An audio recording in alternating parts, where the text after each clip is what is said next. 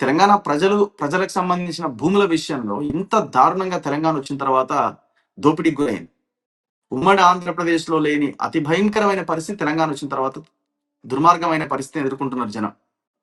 అయితే ఇక్కడ ఇంకొక పాయింట్ ఏంటంటే, ఇప్పుడు ఇది ఒకటే కాదు. ఇప్పుడు దీనికి ఇంత మనం ఇది చేస్తున్నాం.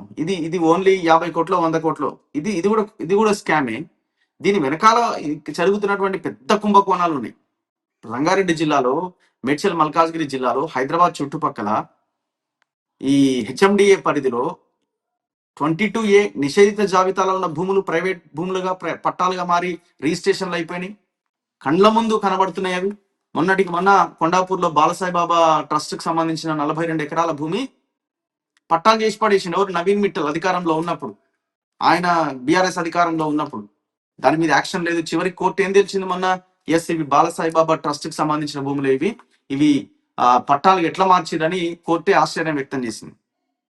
ఇట్లా కొన్ని వేల లక్షల ఎకరాల భూమి తెలంగాణ వచ్చిన తర్వాతనే వక్ఫ్ ల్యాండ్స్, ఎండోమెంట్ ల్యాండ్స్, మట్ ల్యాండ్స్, ఇనాం భూములు, అసైన్ ల్యాండ్స్, ఇట్లా గవర్నమెంట్ ల్యాండ్స్ దాదాపుగా 25 లక్షల ఎకరాల భూమి మనది కాకుండా పోయిందని అంటున్నారు.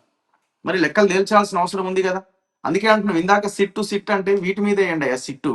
కనీసం ఎంక్వైరీ లేదు వీటి మీద, కనీసం ఎంక్వైరీ లేదు. ఇవన్నీ కూడా ఏదో 2 రోజులు నడిపిస్తారు, 3వ రోజుకి అంతే సంగతి.